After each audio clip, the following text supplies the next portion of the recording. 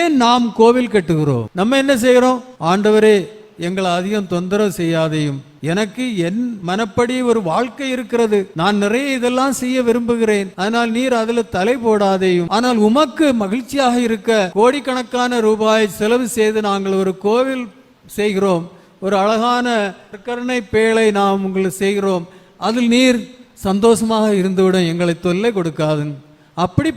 அப்படித்தான் நாம செய்கிறோம். பெரிய கோவில் கட்டிட்டோம், அழகா இருக்கிறது, அழகான கோவில்ல இயேசு வச்சுட்டோம், அப்புறம் நாம் நம்முடைய வேலைகளை செய்கிறோம். அவர் அங்கே இருக்கட்டும், அதையும் பூட்டி வச்சிருவோம், அவர் வெளியில வந்துடக்கூடாது, வந்து நம்ம தொந்தரவு பண்ணக்கூடாது. அதுதான் கோவில். உண்மையான கோவில் நம் ஒவ்வொருவரும்.